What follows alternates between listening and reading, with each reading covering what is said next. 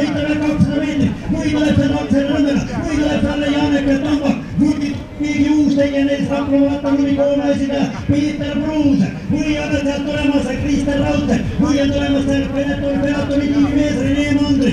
Sellise põneva hetke nimel on kogunenud täna seal raja äärde 19. kuusel rattalõri Filter Eesti maante karikasarja kandidaatetappil ja pole kaotada järgmisel aastal ei olla enam kandidaati seisus vaadatakse täisõiguslik etappe, aga siis venetakse juba juubelimaigulist 20. kuusel rattalõri ja siis ollakse juba täisõigused etappi korraldajate nimistus.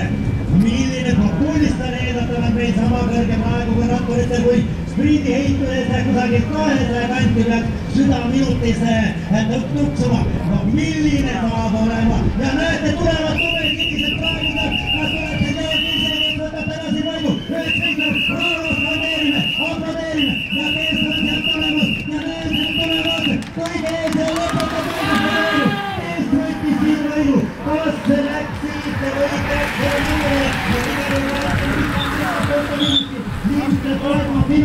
juurde ei hoomanud keskkonni finišijoonel esine, aga mõnetavad on ka selge ja finišijoitles võtab võidu number 23 ja Krister Raudsepp on siin võidu võtnud. Congratulations, palju õnne! Krister Raudsepp oma tiimikaaslane, Aksel Nõmmele võidu võttuna, kolmas koht Janeke Tombakule, Georg Kabrovini, neljas koht Kristjan Aanule, peatoni tiim, viies koht Oskari Kargune, tema on korra siin võitnud Kuusel rattalõri, kuues koht 2000. aasta Kuusel rattalõri võitjale Maur Vallasele, seitsmes koht Jaan Kirsipuule, kaheksas koht Kõrna Maailm, Andres Ford,